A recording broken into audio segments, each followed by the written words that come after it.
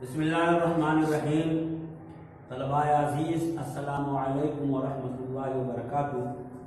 प्यारे बच्चों, आज हम नज़्म नंबर 8 सीता उसकी दूसरी किस्म यानी चौथा, पांचवा और छठा बंद पढ़ेंगे और उसको समझने की कोशिश करेंगे।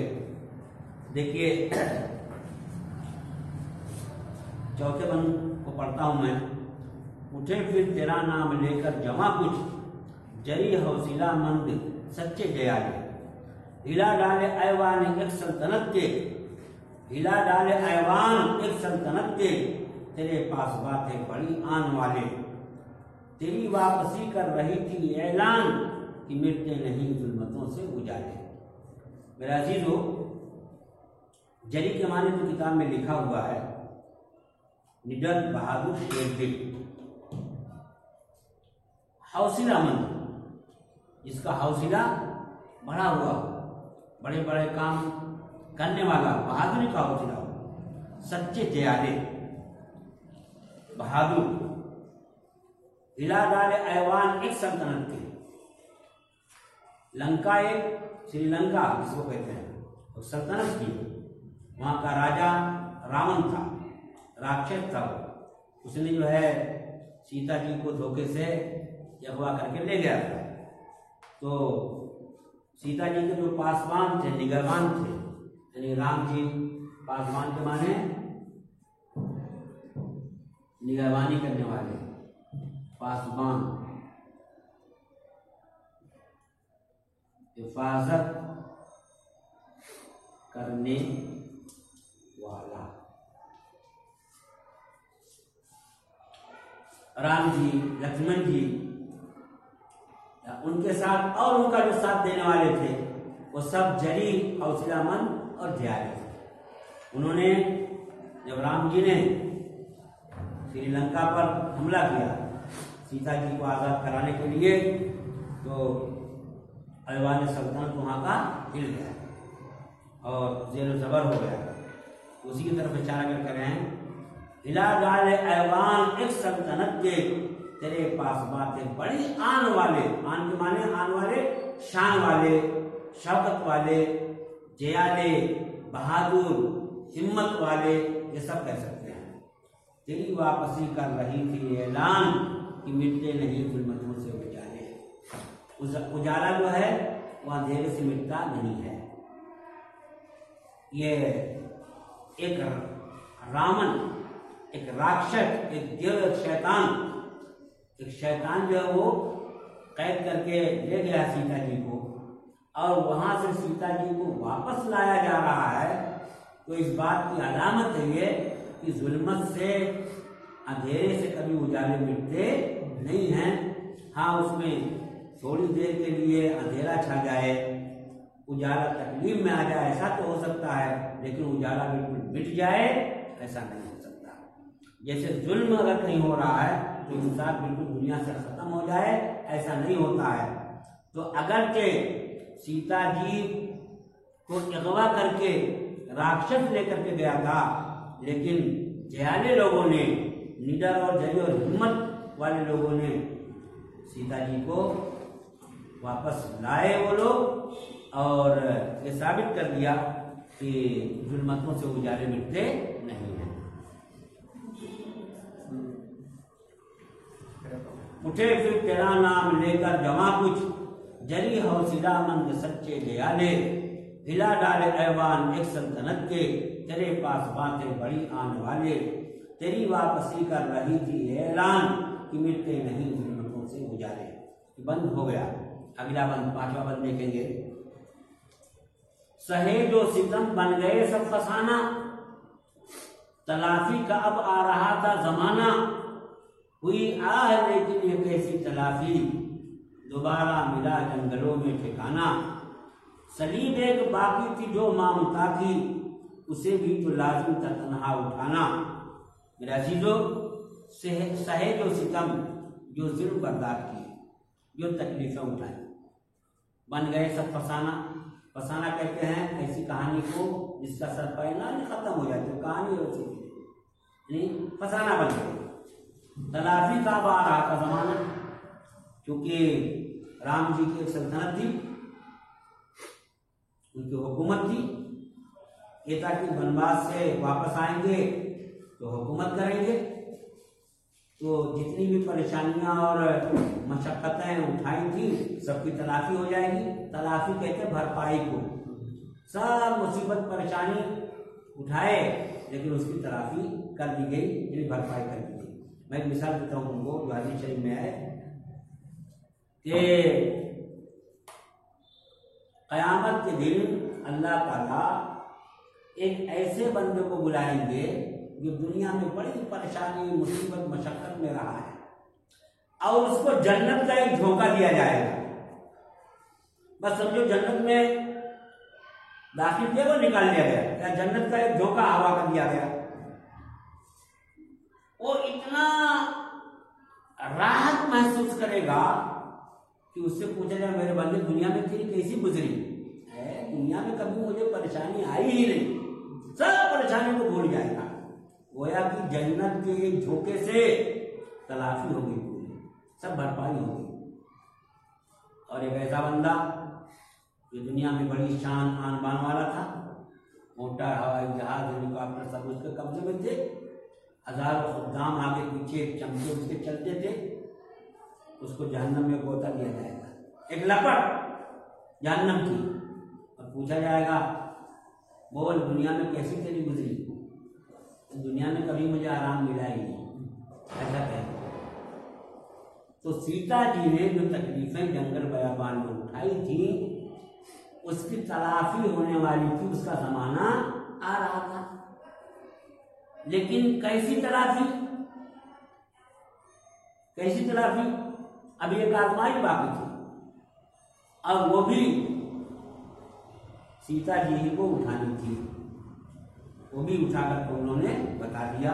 वो आगे आखिरी बंदी में है, देखिए, सहे जो सितम बन गए सब फसाना, तलाफी का अब आ रहा था जमाना, कि बनवास से आकर के हुकूमत सल्तनत सारी चीजें मिलेंगी, ऐशो आराम की जिंदगी रहेगी, तलाफी का जमाना अब आ रहा था। हुई आह लेकिन ये कैसी तलाफी, दोबारा मिला जंगलों में ठिकाना, कैसी तलाफी, और वहां से आने के बाद अभी वहां नहीं आई वो, और जंगलों में उनको जाना पड़ा। सलीम एक बाकी थी जो मामता की, उसे भी तो लाजिम था तन्हा उठाना, अभी एक परेशानी बाकी थी, वो भी उनको तन्हा ही उठाना था, वो आगे आ रही है। सलीम परेशानी मशक्कत, मामता माँ की, क्योंकि दुनिया में माँ ही एक ऐसी अजीम हस्ती है जो तन्हा ऐसी परेशानी उठा लेती है कि दूसरा कोई उसको उठाने के लिए तैयार नहीं होगा। देखिए, सहे जो सितम बन गए सब फसाना, तलाफी का अब आ रहा था जमाना, हुई आह लेकिन ये कैसी तलाफी हुई, दोबारा मिला जंगलों में ठिकाना। सलीम एक बाकी थी जो मामता की, एक परेशानी मामता की अभी बाकी थी, उसे भी तो लाजिम था तन्हा उठाना, उसे भी उनको तन्हा ही उठाना था। आखिरी बंद देखिए, अजब है असरार वसलो जुदाई, कि मंजिल को पाकर भी मंजिल न पाई, एक ऐसा सितम था कि इफ्फत की देवी सबूत अपनी इफ्फत का देने को आई, वो शोले के मानिंद शोलों से गुजरी, वो बिजली सी बनकर जमीन में समाई। पहला शेर, अजब है असरार वसलो जुदाई, वसल के माने मिला, जुदाई के माने फिरा, तो मिलने और जुदा होने के राज अजीब है। इस सिर की जमा है असरार, सिर उसकी जमा है असरार, के माने राज,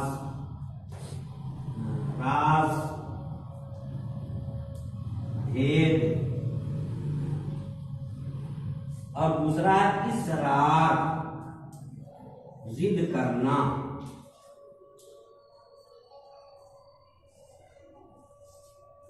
आप किसी बात पर मुसिर हैं, आप इसरार कर रहे हैं, ये सब जुमलों के अंदर इस्तेमाल होता है, ये ध्यान रखिए, ये इसरार है और ये असरार है।